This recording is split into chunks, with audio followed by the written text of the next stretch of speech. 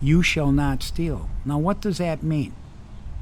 When you think of stealing, when I was a kid, I would feel guilty if I saw a dime on the floor at a store on the ground. I remember how I would pick it up and put it on the counter, which wasn't mine. That dime wasn't mine. I put it on the counter and I would look at the person. And I expected either they'd give me something or they'd say thank you. But the feeling of returning it, of saying, man, you're an honest person, that is a beautiful thing. Now, when we go through divorce, you know there's lies and stealing. We know that. Because there's fear. But the worst part is when they're being coached. I realized later that my first wife and my second wife, they've been through divorces. It was kind of like standard. It was generational. And I was the target, and I was an easy target because I was organized. I didn't cheat financially. I didn't cheat in any way. I was just a great provider that was a sucker.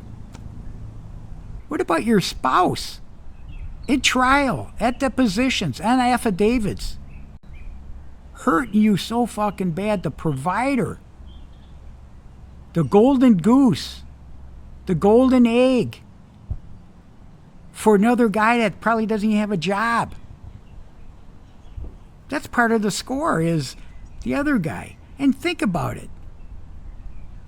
It's not just about your spouse cheating.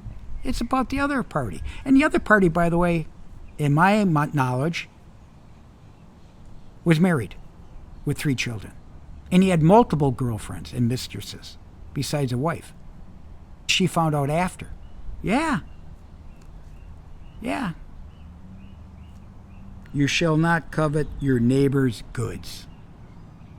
Well, that's the hell of a deal when you're going through divorce. An ex-spouse is going to fucking take as much as they can. Coveting the neighbor's wife. It was terrible. So that was today's session. Is the 10 Commandments and what it meant to me in my first marriage. Be very careful because you can get caught up, especially if there's a boyfriend in the background, because you don't know what they're willing to do.